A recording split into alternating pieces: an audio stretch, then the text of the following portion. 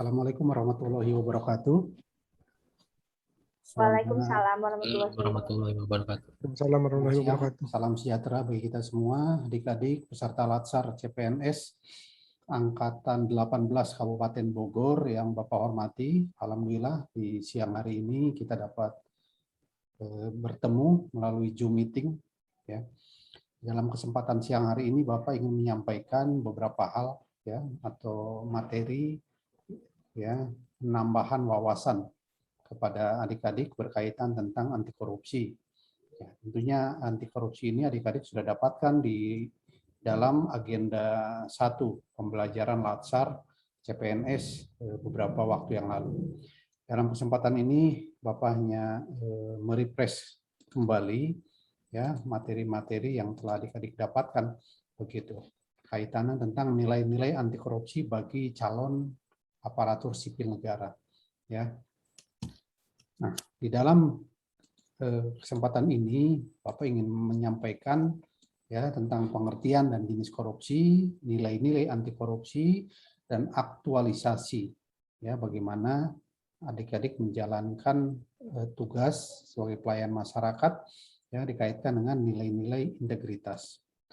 Adik-adik yang Bapak hormati, kalau bicara tentang korupsi ya itu sudah diatur di dalam Undang-Undang Nomor 31 Tahun 1999. Ya, di mana korupsi itu adalah setiap orang yang dengan tujuannya menguntungkan diri sendiri atau orang lain atau suatu korporasi ya, korporasi itu adalah perusahaan salah satunya ya menyalahgunakan kewenangan, kesempatan atau sarana yang ada pada jabatan atau kedudukan yang dapat merugikan keuangan negara atau perekonomian negara. Nah, bicara di sini setiap orang ya, bahasa setiap orang ini berkaitan dengan kita sebagai penyelenggara negara atau sebagai pegawai negeri sipil. Begitu. Ya, tentunya adik-adik harus memahami karena apa? Suatu saat nanti adik-adik akan memegang amanah. Masuk di dalamnya akan memegang anggaran. Begitu. Adik-adik yang Bapak hormati, kita coba dalam kesempatan ini kita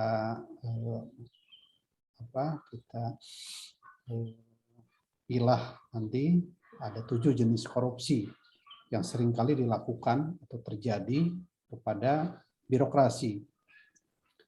Nah, korupsi ini bisa terjadi karena niat, ya, bisa juga terjadi karena ketidaktahuan, begitu.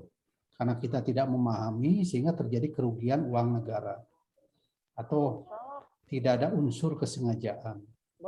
Tapi tadi dikatakan bahwa korupsi itu apabila mengandung salah satu unsurnya, ya kerugian keuangan negara itu akan menjadi korupsi. Bagi 2. Walaupun bahasanya, ya kita tidak menikmati uang korupsi. Oleh karena itu di dalam kesempatan siang hari ini, Bapak ingin menyampaikan, paling tidak adik-adik memahami, ya jangan sampai adik-adik karena ketidaktahuan, ya adik-adik maka terjerumus ke dalam pengertian tentang korupsi yang diatur di dalam undang-undang begitu. Ya. Apa saja sih yang dimaksud dengan korupsi? Begitu. Yang pertama adalah korupsi terkait keuangan negara. Ini yang sudah jelas textbook ya. Tadi yang Bapak sampaikan tadi. Gitu. Ya, ini mencari keuntungan dengan cara melawan hukum. Gitu. Ya, syaratnya ya uangnya itu adalah uang negara. Begitu. Kalau Encep misalkan sebagai PNS menggelapkan uang mertua ya, itu bukan korupsi. Atau Inka menggelapkan uang suami, uang belanja, itu bukan korupsi. Itu nanti hukumnya hukum adat itu di keluarga. Ya, begitu. Tapi korupsi dalam konteks ini adalah kita menggunakan atau memakai uang negara yang tidak sesuai peruntukan. Kalau gaji uang negara, iya peruntukannya untuk kita. Ya, tapi misalkan ya, Encep menggunakan anggaran untuk pembelian vaksin. Pembelian vaksin 10 botol dibelikan oleh Incep 8 botol, yang 2-nya dipakai, misalkan, yang sederhana, begitu. Ya. Jadi di sini ketika terjadi korupsi yang biasa dilakukan oleh penyelenggara atau PNS, ya itu unsurnya uangnya adalah uang negara atau uang pemerintah daerah, begitu. Nah, itu sederhananya seperti itu. Kemudian ada gratifikasi. Nah, ini yang kemarin ditanyakan oleh siapa? Yang dari Puskeswan. Pak, gimana kita setelah datang ke para pengusaha peternakan, setelah memberikan penyuluhan, terus kita diberikan, nah, kemarin kelompok ini ya yang nanya ya, siapa? Begitu. Nggak boleh, begitu. Ya. Kenapa nggak boleh? Karena memang kita kan sudah diberikan perjalanan dinas. Misalkan seperti itu. Nggak boleh kita menerima, begitu. Nah, gratifikasi ini ya salah satunya berupa uang, atau misalkan Agus dapat diskon gitu ketika membeli sesuatu barang, gitu, itu juga nggak boleh, ya. Atau mendapatkan tiket perjalanan dinas. Ini biasanya suka dari perusahaan obat ini, tenaga kesehatan, karena banyak memberikan rekomendasi resep obat, ya, lalu pihak farmasi atau pedagang obat besar biasanya dulu ya suka memberikan gitu fasilitas penginapan, perjalanan wisata atau lain-lain. Nah, itu bentuk-bentuk gratifikasi. Ya. Nah, ini tentunya oleh negara itu dianggap ilegal. Sanksinya jelas, ya. Pidana paling singkat 4 tahun begitu. Dan paling lama 20 tahun. Dan tentunya ada pidana lainnya. Ketika kita terkena korupsi, ya, gitu, maka status PNS kita pun akan dicabut atau kita diberhentikan dengan tidak hormat. Ya, kemudian yang ketiga suap menyuap, begitu. Nah, ini ada mirip-miripnya antara suap dengan gratifikasi. Ya, tapi biasanya kalau suap itu ya melibatkan pemberinya aktif. Ya, nah, pemberinya biasanya punya keinginan, begitu. Ya, nah ini sama, dia juga paling singkat 1 tahun. Ya, nah ini suap-suap seperti ini yang biasanya dilakukan oleh perusahaan, korporasi biasanya kepada pejabat atau kepada PNS. Itu yang disebut suap menyuap. Ya, nah hindari oleh kita semua. Ya, kemudian uang pelicin, begitu. Ya, sama uang pelicin juga biasanya diberikan oleh korporasi, oleh masyarakat kepada pejabat negara atau kepada ASN, begitu. Nah, tentunya sama, uang pelicin juga ini tentunya ada tujuan yang diberikan oleh masyarakat. Misalkan kita ingin membuat SIM, begitu. Agar cepat dilayani menggunakan jalur pintas, maka memberikan uang pelicin kepada pengelola administrasi misalkan, atau pembuatan KTP, gitu. KTP-nya gratis, tapi karena ingin cepat, maka diberikan uang pelicin. Nah, ini salah satu bentuk korupsi yang diatur di dalam Undang-Undang Tindak Pidana Korupsi. Nah, kemudian yang kelima adalah pemerasan. Begitu. Nah, biasa kalau pemerasan PNS-nya yang aktif. Begitu. Ya, kita yang aktif memeras. Kalau kamu nggak kasih saya, maka urusan kamu nggak akan selesai. Atau mungkin yang sederhana, kalau Anindita nggak ngasih uang ke coach, maka nggak akan di ACC laporan aktualisasinya, misalkan. Ya, ini yang sederhana aja, begitu. Nah, ini disebut pemerasan. Ya, biasanya bisa dalam bentuk uang, mintanya, fasilitas, dan lain-lain. Nah, ini hati-hati adik-adik, ya, begitu. Saya yakin kalau adik-adik mungkin kalau pemerasan karena adik-adik belum punya kewenangan, mungkin belum, begitu. Tapi suatu saat adik-adik punya jabatan, punya kewenangan, nah, peluang ya bisa terjadi. Nah, ini tantangan bagi kita, ya. Tapi saya yakin lah adik-adik memiliki integritas yang kuat, begitu. Kemudian ada yang disebut dengan konflik kepentingan, begitu. Ya, konflik kepentingan ini di mana seorang penyelenggara negara mendapatkan kekuasaan, ya, yang diduga memiliki kepentingan pribadi, gitu. Ya. Nah, kepentingan ini bisa terjadi karena konflik kepentingan karena keluarga, karena teman, karena sahabat, begitu. Nah, konflik-konflik seperti ini bisa terjadi di setiap layanan birokrasi, begitu ya, adik-adik.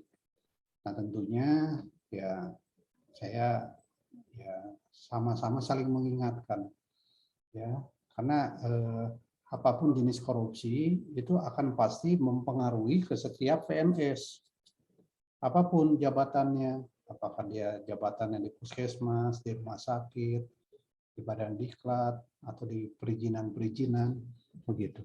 Ya. Kemudian yang ketujuh adalah penggelapan dalam jabatan. Ya, penggelapan dalam jabatan itu pengertiannya adalah perilaku yang dengan sengaja melawan hukum untuk memiliki suatu barang sebaik sebagian maupun seluruhnya milik negara, begitu. Apa sih contohnya? Misalkan ya pegawai negeri yang menyalahgunakan atau membiarkan terjadi korupsi di kantornya. Jadi kalau Kang Agus melihat pimpinannya melakukan korupsi, lalu Kang Agus membiarkan, itu kategorinya masuk dalam penggelapan jabatan. Gitu. Melakukan pembiaran. Apakah diberikan sanksi yang melakukan pembiaran? Iya, sama. Ya, dalam undang-undang anti korupsi, undang-undang 31 seperti itu. Ya. Kemudian atau yang kedua, pegawai negeri yang memasukkan buku untuk pemeriksaan administrasi. Ya, melakukan pemalsuan laporan pertanggungjawaban misalkan. Ya, itu juga dianggap korupsi. Ya, atau pegawai negeri yang menghancurkan bukti korupsi. Ya, bukti-bukti yang ada dihancurkan atau disembunyikan. Itu juga termasuk bagian dari korupsi. Atau pegawai negeri yang membiarkan orang lain merusak bukti korupsi. Kita tahu begitu. Tapi didiamkan. Nah, ini juga dianggapnya juga korupsi. Atau pegawai negeri membantu orang lain untuk merusak bukti korupsi.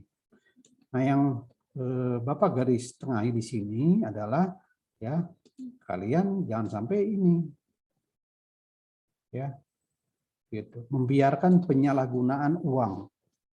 Ya tentunya uang kantor ya, bukan uang keluarga Anda. Uang suami atau istri Anda itu urusannya privat, urusan pribadi. Ya, tapi ini kaitan tadi.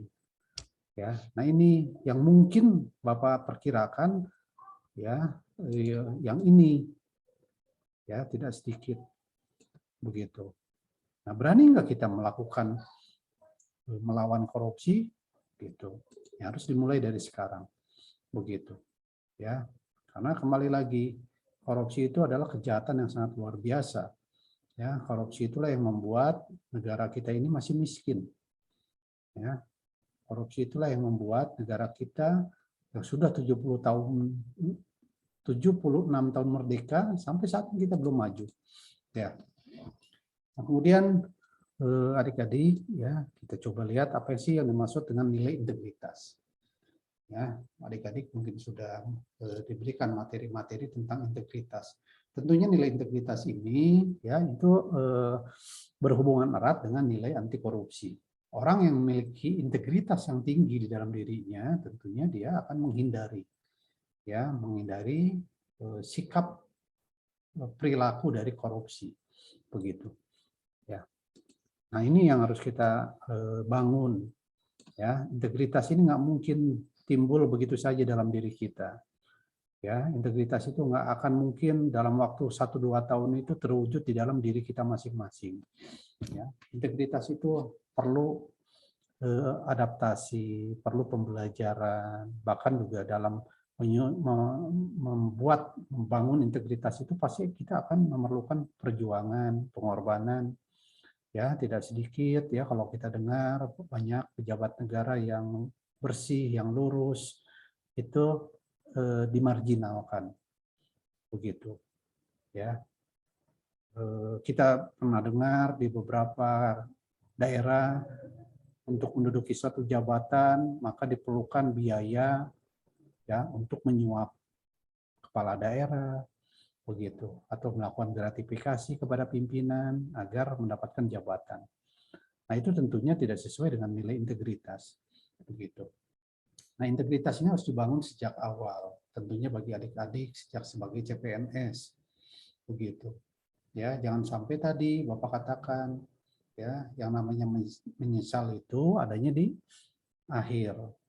Jangan adik-adik sudah terjerumus dalam tindak pidana korupsi, kena pidana, ya, status CPNS atau status pegawai negeri adik-adik itu dicabut, diberhentikan dengan tidak hormat, baru menyesal.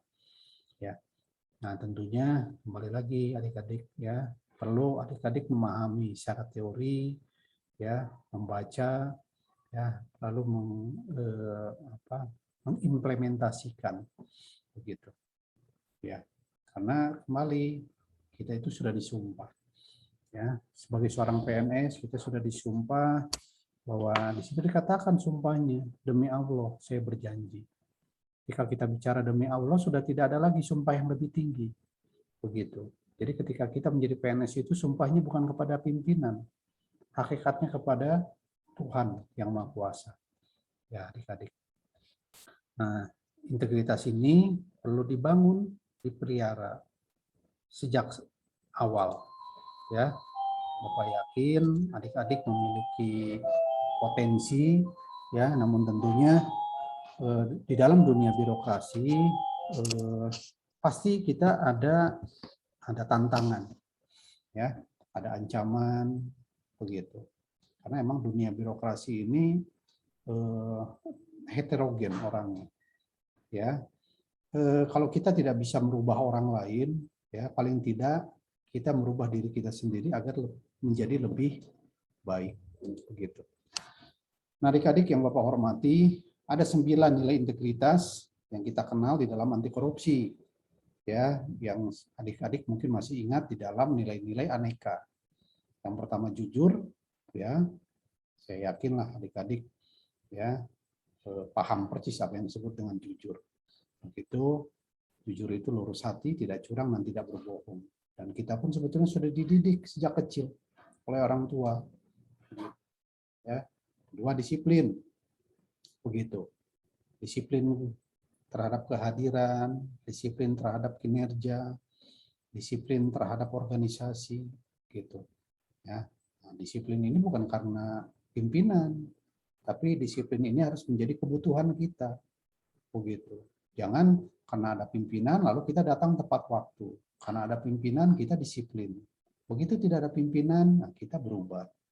Nah, disiplin ini harus ada di dalam alam sadar kita, begitu.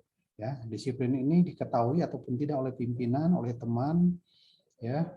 Karena hakikatnya kedisiplinan ini kita hanya diawasi oleh Tuhan yang Maha Kuasa. Kemudian yang ketiga adalah bertanggung jawab. Ya, apa tanggung jawab ini adik-adik mungkin sudah mengenal apa yang disebut dengan akuntabilitas. Begitu. Ya, yang keempat adalah mandiri. Nah, adik-adik sebagai seorang PNS itu harus bisa mandiri. Makanya adik-adik itu harus menguasai, ya, memahami skill dan kompetensi. Adik-adik harus memiliki attitude yang baik. Sehingga ketika kita bekerja, kita tidak mengandalkan atau tidak tergantung pada orang lain. Begitu. Ya, kemudian peduli kesetiakawanan, peduli terhadap kebutuhan orang lain, begitu. Ya, atau kepedulian sosial. Karena kita adalah makhluk sosial, maka kita harus peduli. Begitu. Ya, karena mungkin ya setiap pegawai negeri mungkin tidak semua sama. Begitu. Ya, setiap pegawai negeri juga mungkin berbeda kebutuhannya. Makanya kita harus peduli. Ya, juga peduli kepada masyarakat. Karena kita sebagai pelayan masyarakat. Kemudian kerja keras. Ya, kerja keras ini sangat penting ya bagi kita semua. Begitu.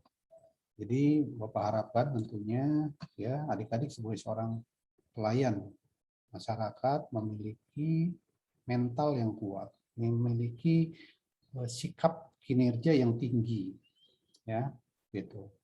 Tidak mudah mengeluh, begitu, ya. Nah, sikap kerja keras inilah harus ditunjukkan, apalagi dalam usia adik-adik yang masih remaja. Kemudian sederhana. Nah, sederhana ini sebagai salah satu bukti ya kita hidup dengan bersahaja, begitu.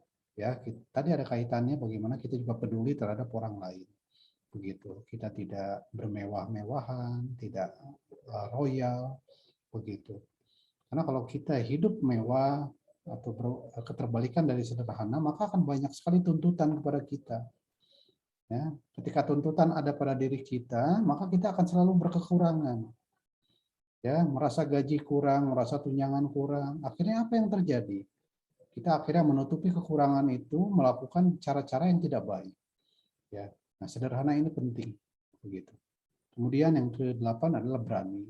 Nah, sikap berani ini yang disampaikan di materi agenda 2 ya di dalam nasionalisme dan di dalam akuntabilitas ya adalah bagaimana kita memiliki watak yang kuat ya, memiliki keberanian dalam hal ini ya, bagaimana tadi kita saling mengingatkan.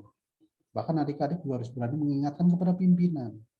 Ya, tadi dalam Undang-Undang Tindak Pidana Korupsi dikatakan ketika kita membiarkan terjadinya tindak pidana korupsi, membiarkan orang lain korupsi, maka kita dianggap juga korupsi, kan begitu.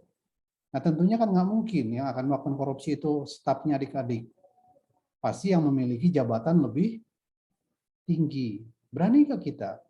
Nah, di dalam nilai integritas itu dikatakan kita harus berani. Tentunya dengan cara yang santun. Ya, cara santun itu bukan arti mendukung atau membiarkan. Ya, karena setiap manusia pada intinya tahu apa yang dilakukan itu benar atau salah pasti tahu. Manusia itu punya hati. Tapi kadang manusia ketika dia punya kebutuhan yang berlebihan, ada faktor-faktor lain, maka hatinya tertutup oleh nafsu. Begitu.